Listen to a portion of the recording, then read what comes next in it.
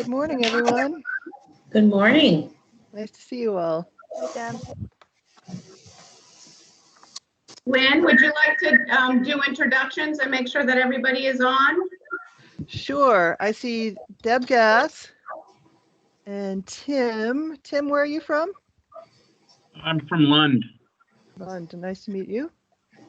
Nice to meet you. And Amy is here. And Nancy. Morning. Good morning. And Margot. And I saw Floyd. Morning. Good morning. And Dean from LFC. Hello. Good morning. Steve Harrington. Hi, yeah, I'm from the Rutland County Parent-Child Center. Good morning. Good morning. Ted, good morning. Good morning. I'm also from the Parent Child Center, which is very funny because like Steve is legitimately like 2 doors down the hall. Well, good to have you both.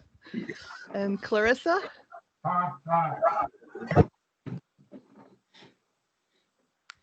Clarissa? Look at my message. Yeah, so Clarissa just said she doesn't have audio.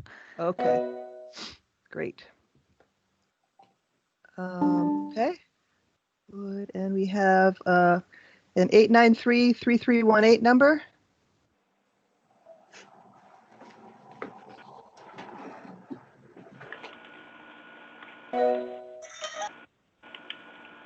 Somebody calling in with the 893-3318 number?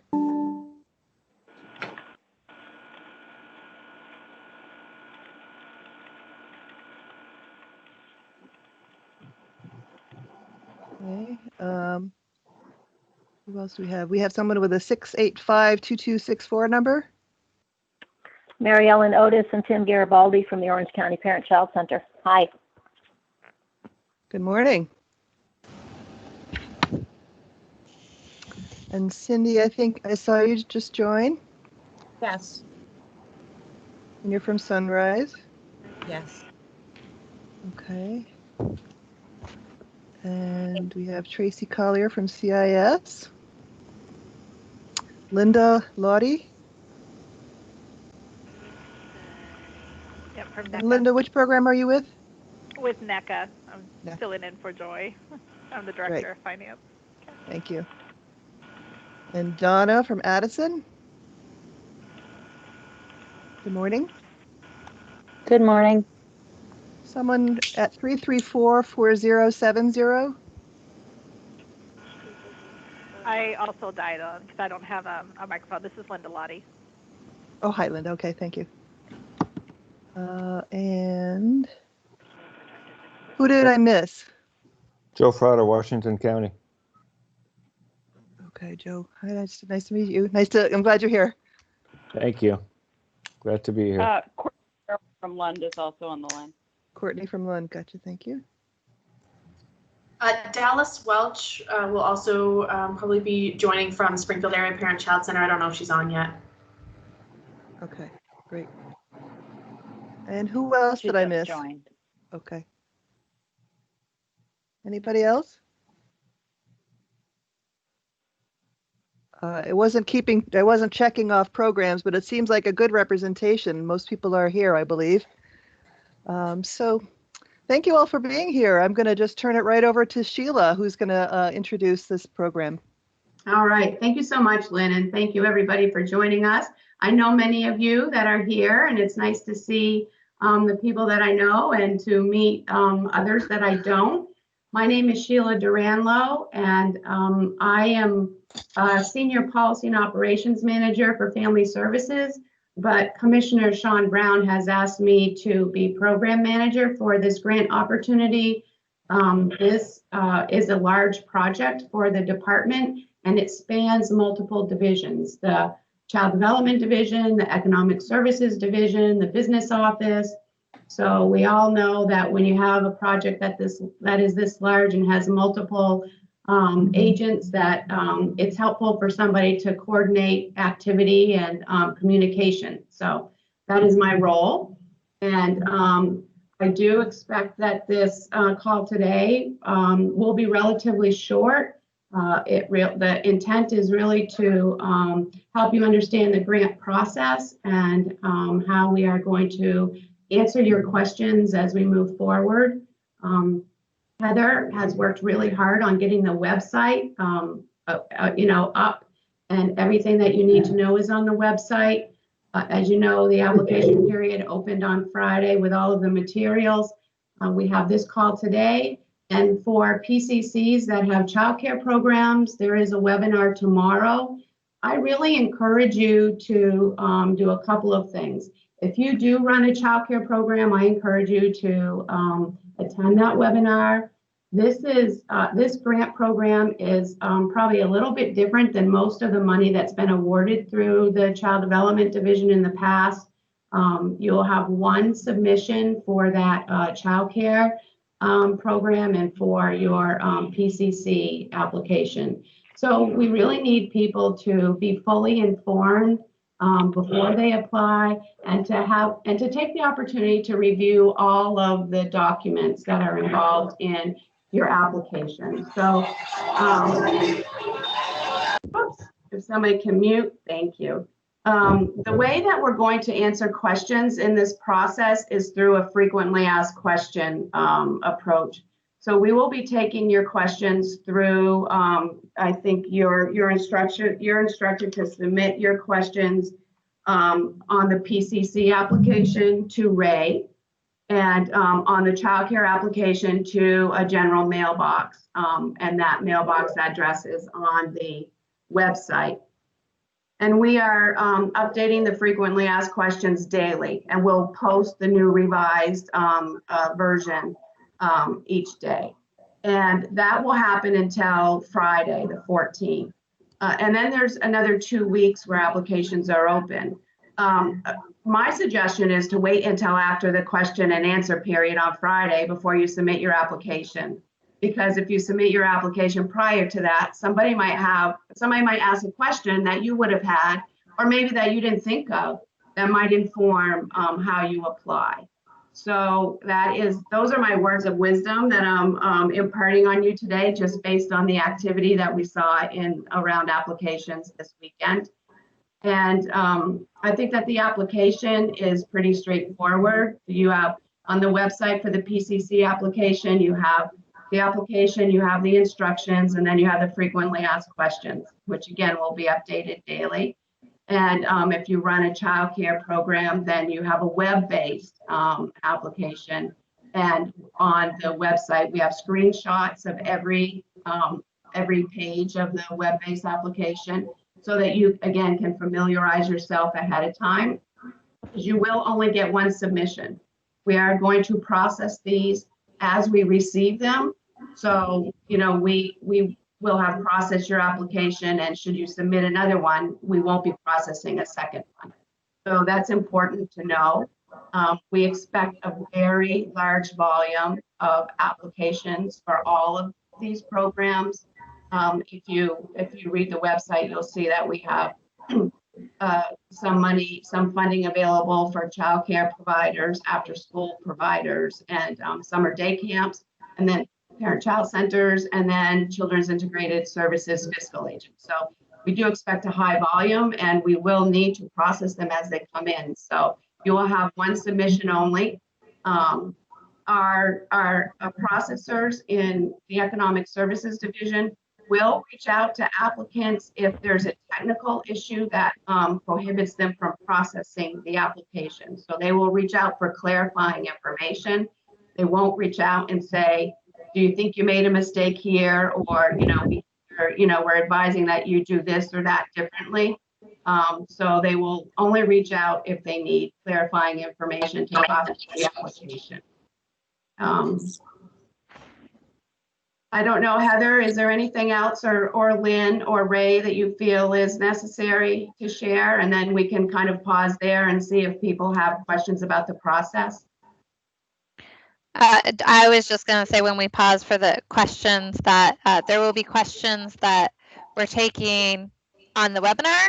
We're actually going to be answering most questions through the frequently asked questions document. So I saw at least one question come in that we'll be adding to our frequently asked questions document, and that's how we will answer it formally.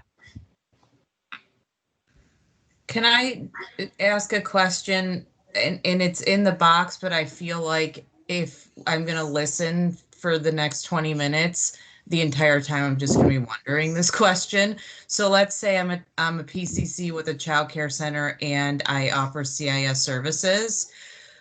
Would I submit one application for each, or I'm only able to submit one application for, like, I have to pick one, or one application that encompasses all three, or three separate applications for those three separate things? I would say that you would submit three separate applications and keep them compartmentalized, because we don't have one application for all three. Right. So we knew that there were, I knew that there were some parent-child centers that also ran a child care program. So we were saying a separate application for each. You just happen to do all three of them. So yes, three separate applications. Yeah, I just wanted to clarify, like, that's how I understood it, but yeah. I just wanted to make sure, like, because then as I continue to listen, that will help me to make sense of the rest of this conversation. So thank you very much. Sure. What other questions do people have about the process?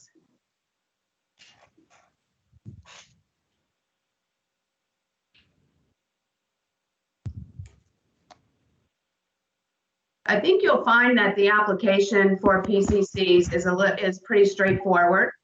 I think all of them are pretty straightforward. The web-based application, if you have a child care program, you have to create a login, and there is a save function. So that one is a little more involved.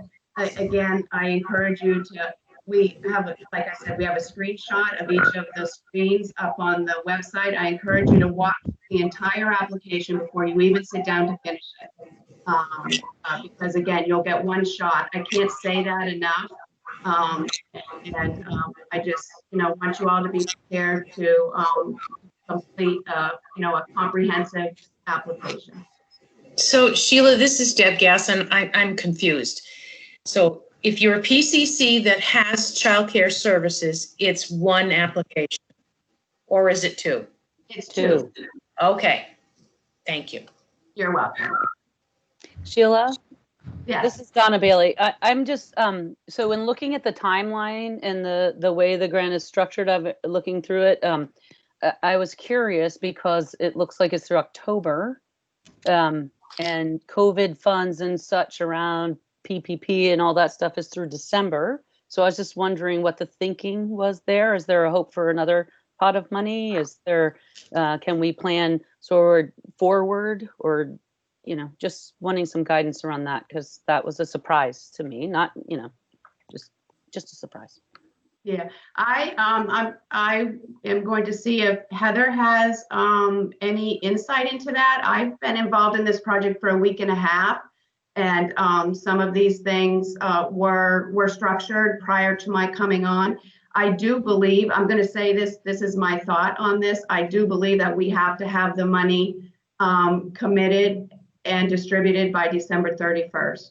And that is why I do think that the funding for this program is through the end of October, because in November, we will ask you to submit your invoices for whatever you've said are anticipated expenses from August, September, and October. And then we will reimburse you for those.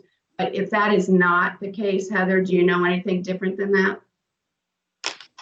No, that is the case. And we are, you will soon see something that comes out in the childcare FAQs, because that question has been asked. And I will add it to the parent-child center FAQs as well, so that you have that information. And to follow up on the second part of your question about will there be any more funding available? I mean, I think your guess is as good as mine. I'm saying that as a private citizen. We see activity in Washington all the time. I don't know that any more money is going to be coming down, and if it is, what it might be used for. So I don't have any insight just because I work for the state of Vermont on that issue. Thanks. Hi, Sheila, it's Margot. I am curious if we are a parent-child center who has a child care center and a CIS program, and we do submit 3 different applications for those 3 different programs, is there some kind of prioritization that the state is using in terms of looking at that? If you start getting towards the end of the funding, would you prioritize one over another, or programs that have fewer total applications than someone like me that might have 3 applications? Just curious about that piece. I think you raised some good questions that we don't right now. The only prioritization that we're talking about right now is there are 2 in all of the applications. There are 2, I'll say, pots of money, just for the lack of a different term. There's expenses already incurred from March, April, May, June, and July, and then there's anticipated expenses. Without knowing how much money, all of the applications are going to come to, what I'm hoping is that we can fund everybody for incurred expenses at 100%, like to make you whole as possible in this time period. And then if we don't have enough money to cover all anticipated expenses at 100%, we'll probably have to prorate them. Like maybe everybody gets 80%, maybe everybody gets 50%, depending on what people have applied for, what's eligible, and the documentation that people send in. We cannot reimburse anybody for anything without the required documentation. That's going to be really critical. And Sheila, I appreciate the challenging position that you guys are in figuring all of this out, and I appreciate the work that's being put into it. I would like to just put in a plug for the fact that many of us have been holding off on spending money until we had funding in place. Mm-hmm. And so it feels a little scary to think that, the money that we've spent out thus far through July might get reimbursed, but that the biggest chunk that we've been holding off on spending until we had funding in place is the one that might not be sort of fully supported. Because if I had just spent the money 2 months ago, it might get covered. So I just want to sort of put that out there, that feels a little nerve-wracking just from a organizational standpoint. Yeah, thank you. I appreciate that, Margot. And you bring up a good point. What if a program has all 3, PCC, child care provider, and CIS fiscal agent, and what if a small registered home has 1? And we don't have enough money? Would we think about maybe reducing or not fully funding eligible expenses from the PCC that has all 3? And fund more and fund 100% of the registered home provider? I don't know. There are a lot of things that are going to happen that we can't even anticipate around applications, and we will have to work those out. We have a finite sum of money that we will get out the door to all of you in the best way that we can, and there will be some things that will come through in applications that we just can't even predict right now. But I feel like if we made something definite right now, it may not fit the applications that come through, right? So we want to see what we get, and so that we can use the money in the best way possible to put the money back in your hands.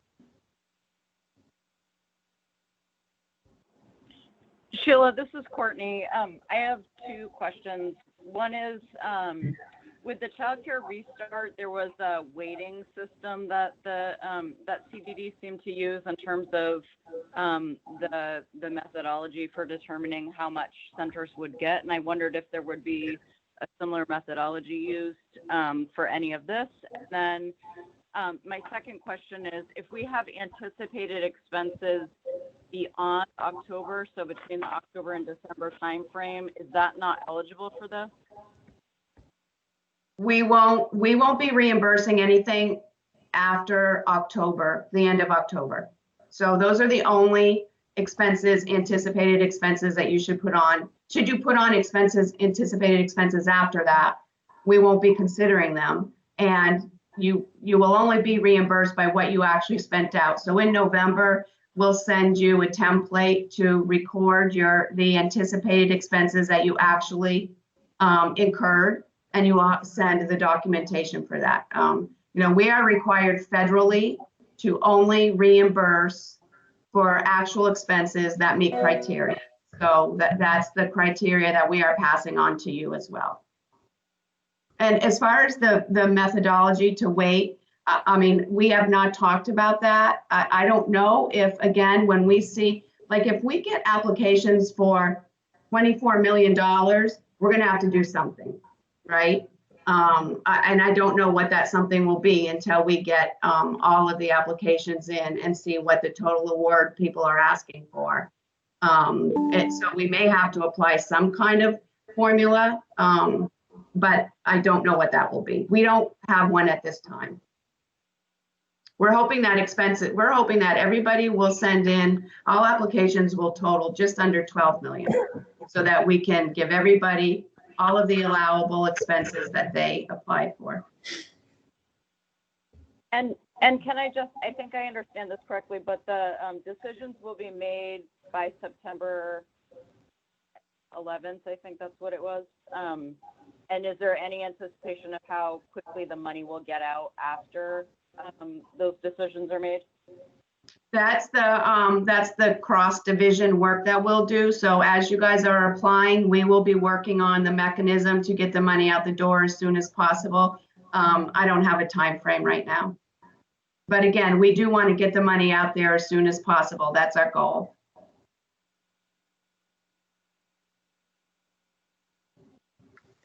Hi, this is Nancy. It sounded like I was definitely hearing a lot of words of warning around making sure we complete the application correctly, taking our time, looking at the FAQs, and you said that you had received, or it sounded like you had received some applications already over the weekend.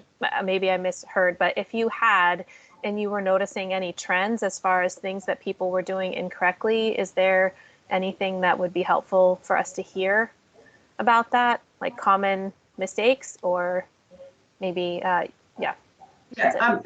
We haven't had the opportunity to do a deep dive into those applications, but should we find themes, we will definitely put them on the frequently asked questions. I think the common theme is, please wait until you have all of the information that you need and complete and make sure that your application is complete. Right now, that's the theme. I can second that. I'm Brian O'Connor. I'm Director of Operations for CDD.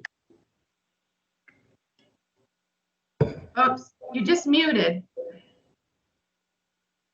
How about now? Yeah, good. Good. All right. I think the one piece of advice and thing that I just would reiterate as often as I can is read everything, take your time, submit documentation. And I think that I'm pretty willing to predict that if we do see issues over the next couple of weeks as this program runs and we see submissions, it's going to be because of not reading the documents we supply and not submitting the documents that are asked for. So that's just a prediction, but everybody should slow down, take their time, read everything.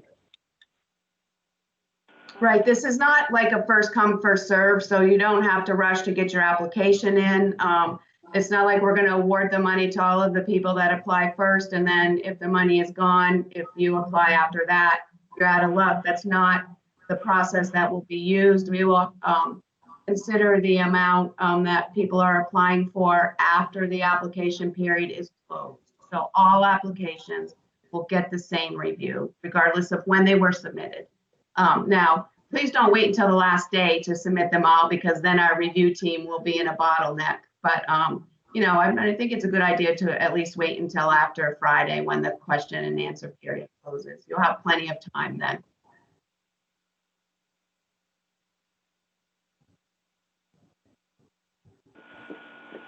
Any other process questions?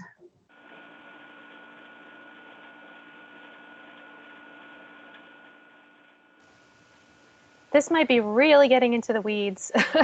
I think it's very likely that we have made purchases that, because of the nature of our organizations, we've made purchases that then are used in multiple programs. So if we purchased PPE, for example, some of that would have been allocated to childcare, some allocated to PCC eligible work, and others to CIS. And so you would see, for our documentation, you would see the same receipt with the amount allocated for each program. So I think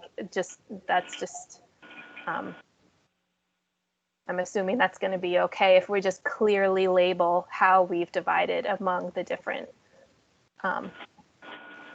funding areas. Yes, I think that would be, that certainly is acceptable, and I think that would be really helpful. You have one receipt, you're going to prorate it amongst 3 different programs. You write on the receipt, how much for each program, and you will include that receipt and that documentation with each of the applications. Let's keep it as simple as possible as well. Yes.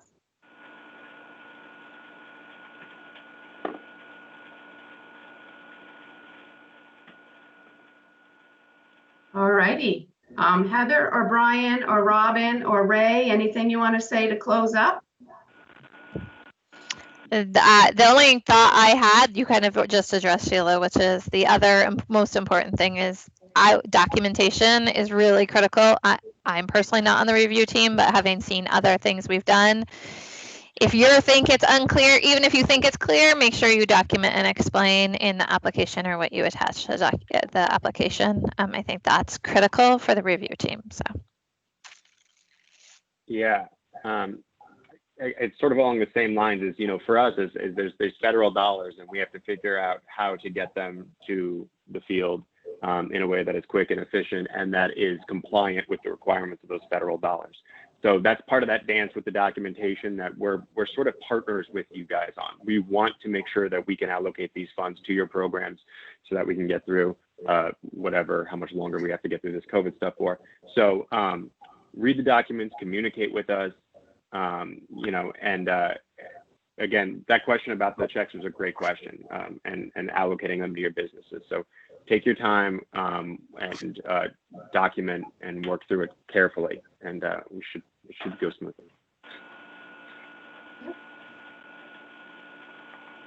Hi, this is Donna again. I know we're wrapping up, but I also want to say I appreciate the opportunity to have this grant or grants, because it'll probably be 3 on our end. But I get the restraints and I get the rules around it. And I also just want to say, as a member of this larger community of care and education for young children and families, that I think that a lot of us, although I'll use I statements, I feel like we are experiencing a lot of uncertainty in these times.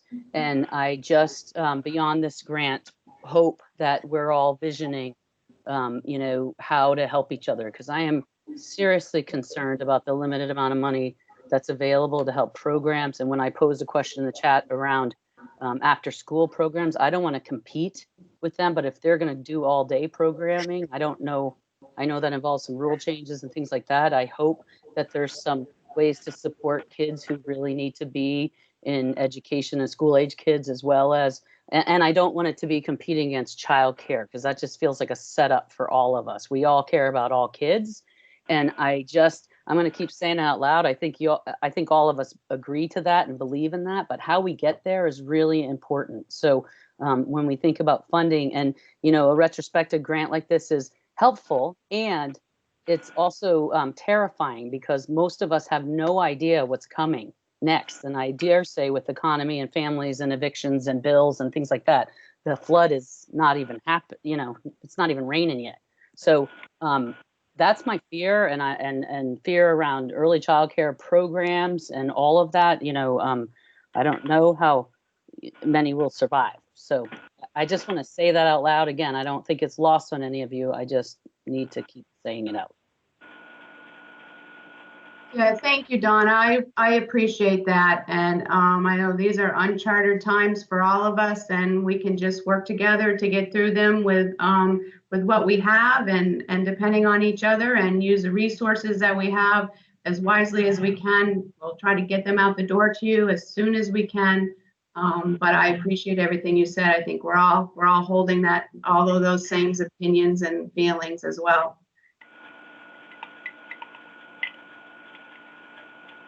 All right. Well, I thank you all for being on, and I wish you a happy Monday and a good work week. Thank you so much.